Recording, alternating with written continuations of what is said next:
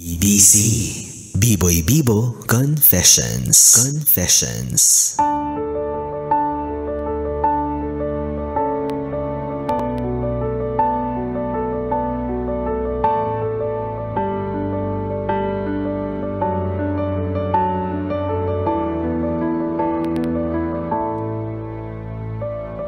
Yes, pre, ako'y nagbabalik, DJ Biboy Bibo para sa ating tuloy-tuloy na BBC or Biboy Bibo Confessions para sa usaping taong iyong minamahal na agaw ng iyong tropa. Oh! Ikaw ba, yes friend kong BB, minsan mo na bang naranasan ang magmahal o hindi naman kaya ay magkagusto sa isang tao na sobrang mong natitipuhan, 'di ba? Kapag ganyan naman minsan or madalas, ang nakakaalam niyan ay yung iyong mga kaibigan, 'di ba? Sa kanila mo sinasabi yung nararamdaman mo para sa taong 'yon, sila ang nakakakita kung paano ka mamula, kung paano ka kiligin sa tuwing nakikita mo siya. Kaya lang sa kasamaang palad, naahas ka ni tropa. At kanina nga mga yes friend ay napakinggan natin ang sulat na ipinadala sa atin ni yes friend Mika. Yes, lakas makabini, no? Si Mika na na-in love sa kanyang katrabahong si Ralph. Si Ralph na dumidikit-dikit kay Mika. Oo, na nagpapaka-gentleman kay Mika. Tapos si Mika na medyo tatanga-tanga. Aminado naman siya, wag niyo akong i-bash. Aminado naman siyang tatanga-tanga siya, 'di ba? Nahulog naman siya nabasag o hindi naman kaya nasira ang marupok niyang puso dahil kay Ralph at dahil sa kaibigan niya, no? Kung tutusin, 'di ba, wala namang problema kung magkagusto ka sa isang tao, sa isang katrabaho mo, for as long as alam mo naman sa sarili mo na single ka, single siya, why not? 'Di ba? Subukan mo na makipagmabutihan sa kanya. Okay lang naman yung gaya ng kwento ni Mika, 'di ba? Na sa simula okay naman silang dalawa, tapos feeling niya nagpapakita ng motibo sa kanya si Ralph. But suddenly one day, bigla na lang niyang napagtanto at nalaman na si Ralph na at ang kanyang kaibigan. Kung ako yan, ay naku, tirisin ko yan sila. Pero, ang tanong kasi dito, may karapatan ka ba? 'Di ba? May karapatan ka bang kumprontahin sila at sabihin na, anong ginagawa ninyo? Ha? Anong meron sa inyong dalawa? Ano itong nababalitaan ko na kayong dalawa na raw, ha? May karapatan ka bang ganunin sila? Yun ang tanong. Kasi, sino ka ba? Kaibigan ka lang din naman niya. Parehas nyo lang naman na crush si Ralph. Kaso lang, mas magaling siya. Mas makamandag siyang sawa, kaya wala kang magagawa. Hanggang dyan ka lang, di ba? Pero siguro meron kang valid feeling or valid point doon sa part na alam ng kaibigan mo eh. 'Di ba? Alam niya na may nararamdaman ka doon sa taong 'yun. Manong nagbigay man lang siya ng courtesy or ng basbas, 'di ba? Humingi man lang siya sa iyo ng permission na, oy, yung crush mo, crush din ako. Crush ko rin siya. Paano to? Okay lang ba na magpaligaw ako sa kanya? Okay lang ba kung sasagutin ko na siya? Kasi nirerespeto lang kita bilang kaibigan ko. Wow. Kung talagang nirerespeto mo yan, the moment na malaman mong may gusto yan sa'yo, kahit pag gustong gusto mo siya, ay, sinasabi ko sa'yo, magi-giveaway ka. O hindi naman kaya titiisin mo yung nararamdaman mo sa kanya. Pero what if nga, no? What if gusto ka, gusto mo rin siya, nagkataon lang na parehas kayo na gusto ng kaibigan mo, ano gagawin mo, diba? Go mo na. Kaya mo na yung kaibigan mo. Diyos ko, marami pang kaibigan dyan. Charot.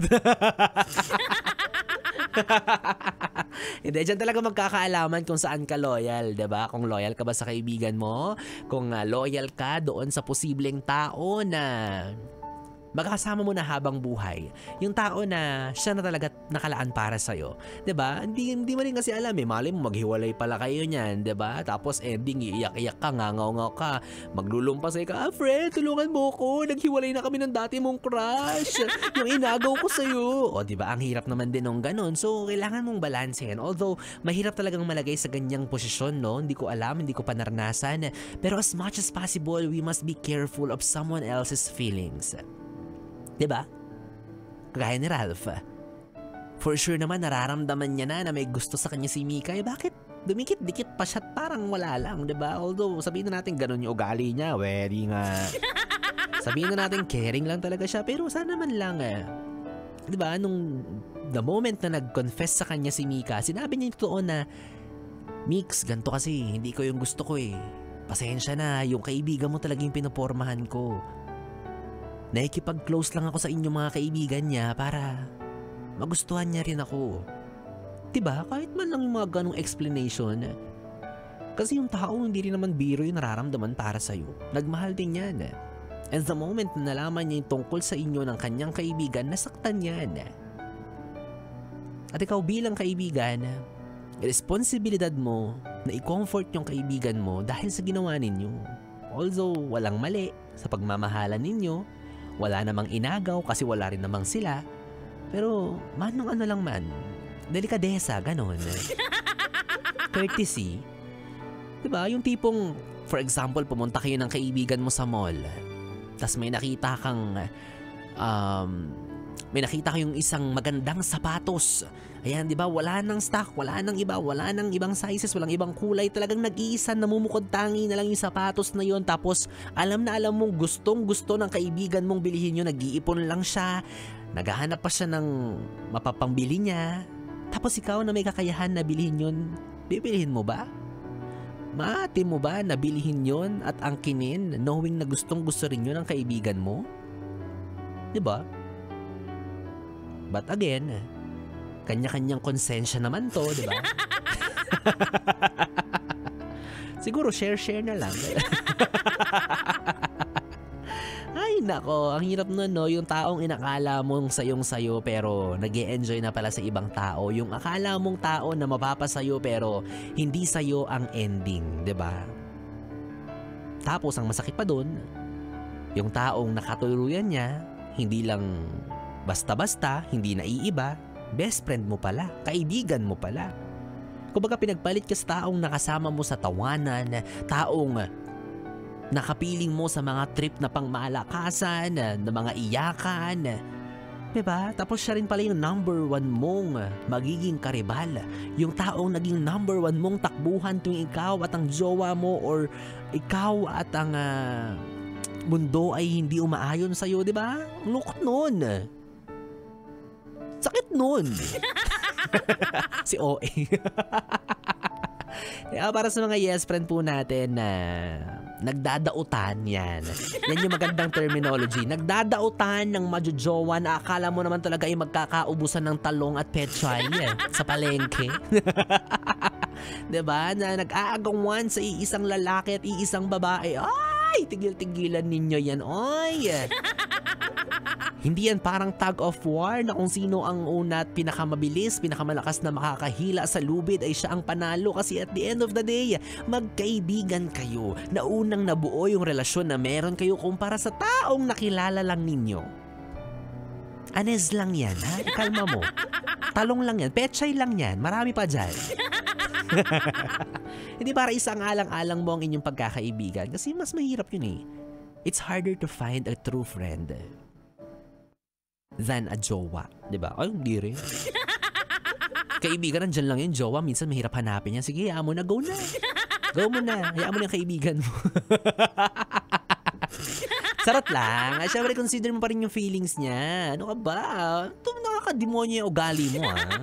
Huwag kang ganyan. Alam mo kung kay Biboy yan, tapos nangyari sa akin, kunyari, yung jowa ko ay yung crush ko, tapos yung kaibigan ko, isa kami ng gusto, paubaya ko sa'yo yan. Uy, sa'yo na yan.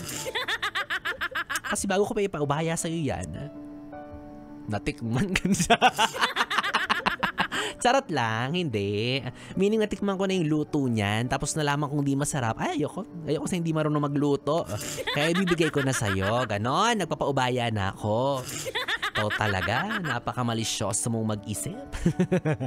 Ay nako, well anyways mga yes friend, ikaw kung meron ka rin gustong sulatan, pagsabihan ng iyong nararamdaman, ngunit hindi mo direktang makausap ng masinsinan, ako sa akin mo na po ipadaan yan sa ating BBC or B-Boy Bibo Confessions. Isend mo lang ang iyong liham para sa isang tao na gusto mong mapagsabihan ng iyong nararamdaman sa aking Facebook Messenger at DJ B-Boy Bibo, DJ B-I-B-O-Y B-I-B-O. At tuwing Friday po ay nagbabas tayo ng mga letters ng ating mga yes friend para sa mga taong gusto nilang pagsabihan ng kanilang feelings na itinatago. Yun, nakas naman.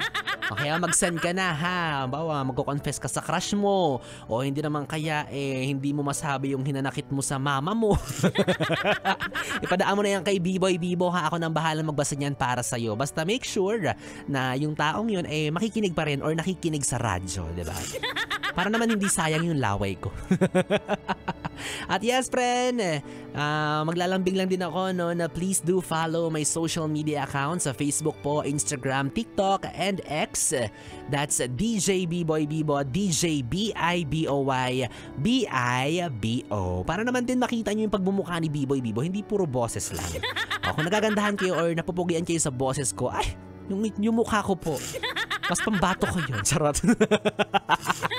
Kapal lang mukha Ay nako, well anyways mga yes friend, 3 oras na BB time na naman ang ating pinagsamahan. Nakapili nyo po ang DJ na mabilis bumayo ang dila sa mikropono. Ako po ang BB nyo sa radyo. Ako si DJ B-Boy Bibo. Magkasama't magkarinigan tayong muli bukas araw ng Sabado mga yes friend. Makakapiling nyo po akong muli mula 2pm to 6pm para sa ating programang Stick to One, mga kantang OPM hatid sa inyo ng 101.1 Yes FM. Solid. Good night, baby. Mwah, mwah.